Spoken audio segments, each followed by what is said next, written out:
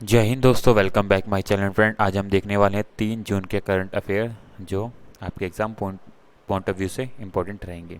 तो चलिए स्टार्ट करते हैं 3 जून के current affairs. Friend, question number first है, राष्ट्रपति ने अखिल भारतीय आयुर्वेदिक महासम्मेलन के कौन सा वे महाअधिवेशन का उद्घाटन किया? ये तो फ्रेंड ये कौन सा था? ये था 59वें, ठीक है ना, 59वें महाअधिवेशन का राष्ट्रपति रामनाथ कोविंद के द्वारा ये उद्घाटन किया गया है। ठीक है, तो याद रखना ऐसे क्वेश्चन काफ़ी बार एग्जाम में आ जाते हैं। ठीक है, तो ये फैक्चुअल थोड़ा सा है ज़्यादा। तो 59वें महाधिवेशन का उद्घाटन किया गया है रामनाथ कोविंद के द्वारा। ठीक है, चलते हैं आगे फ्रेंड्स। फ्रेंड, विश्व साइकिल दिवस कब बनाया जाता है? कब बनाया जाता है ये?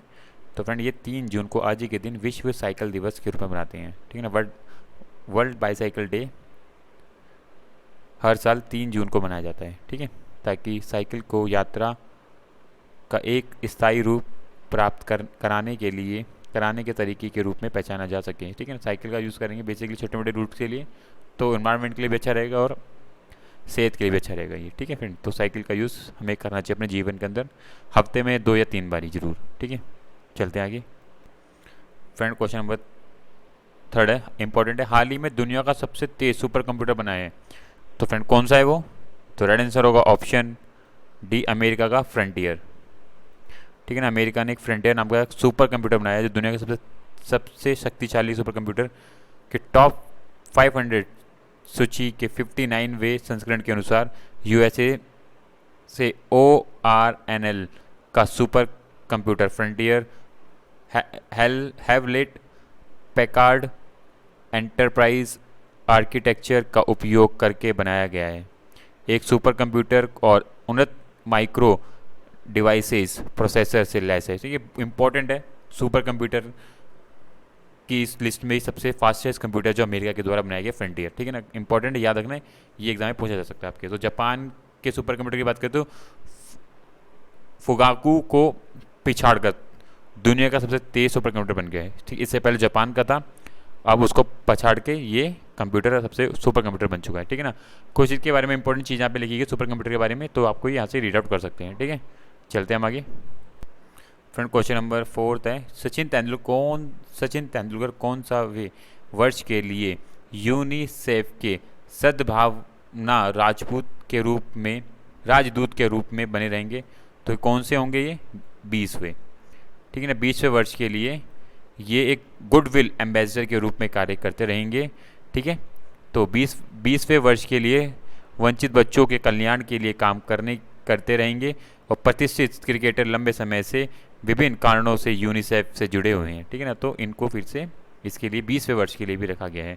2003 में उन्हें जागरूकता पैदा करने और भारत में पोलियो की रोकथाम को बढ़ावा देने के पहल में नेतृत्व करने के लिए चुना गया था। ठीक है, 2003 से, तो एक इम्पॉर्टेंट काफ़ी लंबे समय से इस योजना से जुड़े हुए हैं। ठीक है, यूनिसेफ न्यूयॉर्क, इसका जो मुख्यालय है न्यूयॉर्क संयुक्त राज्य अमेरिका में है।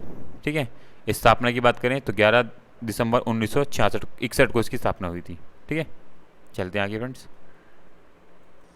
क्वेश्चन नंबर फिफ्थ है, BCAS के नए DG के रूप में किसे नियुक्त किया गया है फ्रेंड?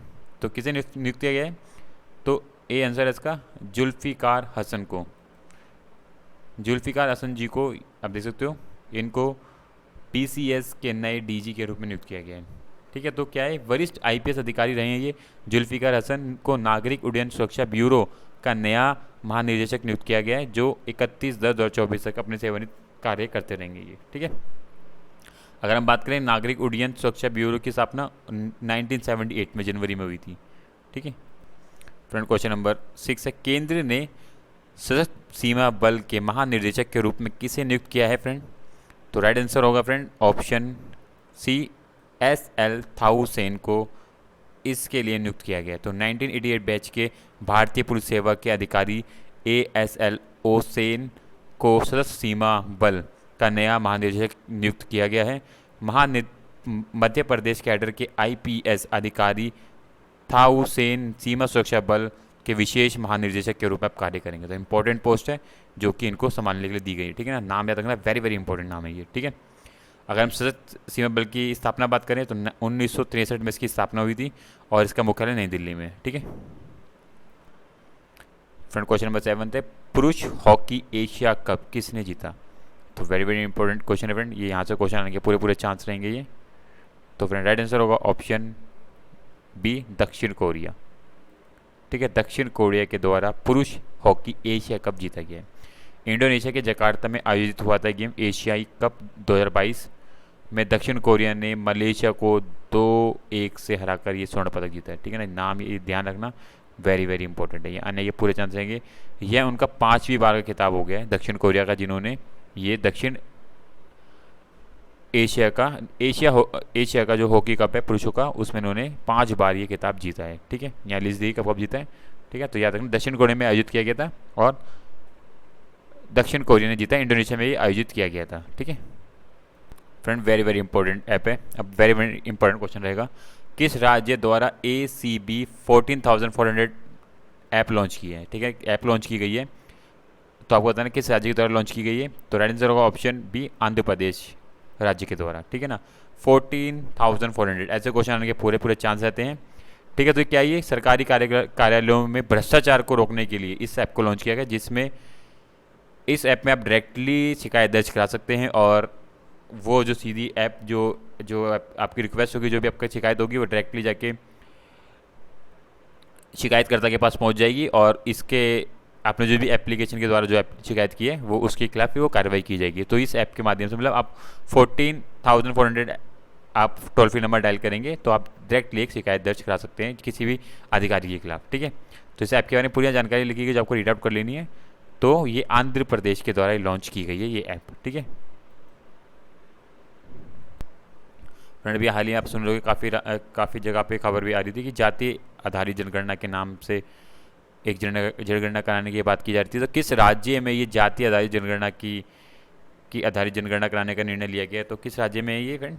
तो राइट आंसर होगा ऑप्शन सी, बिहार में। ठीक है ना, बिहार राज्य के अंदर जाति आधारित जनगणना कराने की बात कही जा रही है। ठीक है, बाकी यहाँ पे GI टैग दिखे गए हैं बिहार के, जो आपको पढ़ लेने हैं। ठीक है, चलते हैं आगे।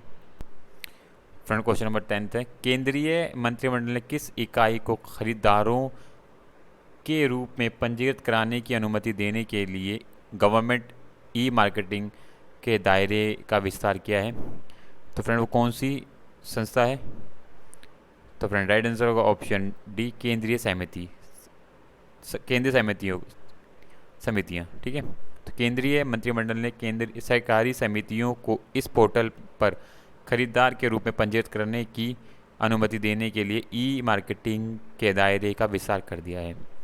ठीक है, तो इस निर्णय से देश की सहकारी समितियों को पारदर्शी और खुली प्रक्रिया के माध्यम से प्रतिस्पर्धा मूल्य प्राप्त करने में मदद मिलेगी। इस निर्णय से क्या होगा कि 8 लाख से अधिक पंजीकृत को सहकारी समिति और उनके 270 मिलियन सदस्यों लाभान्वित होंगे डायरेक्टली। ठीक है ना, तो इंपॉर्टेंट चीज़ों के कदम से जो भी चीज़ें एक तरीके से जो ई गवर्नमेंट हो जाती है, ई मार्केटिंग हो जाती है, तो एक तरीके से पारदर्शिता स्वभाव बन जाती है, ताकि वो रिकॉर्ड को डायरेक्टली ना आपको किसी बंदे डायरेक्टली मिलना जाना पड़ेगा, आपको सीधा ही ऑनलाइन उस पोर्टल पर एप्लीकेशन डालनी पड़ेगी, जिससे कि एक तरीके से भ्रष्टाचार भी थोड़ा थोड़ा रुक जाता है। ठीक है, तो फ्रेंड ये जो है सहकारी समितियों में लाया गया है। ठीक है, तो फ्रेंड 10 क्वेश्चन थे इंपॉर्टेंट। इसी तरीके की फ्रेंड वीडियो के लिए चैनल को subscribe and bell icon click करें ताकि आपको time to time important current affair मिलते रहे। So thank you for watching my video friend, thank you, bye bye, thank you.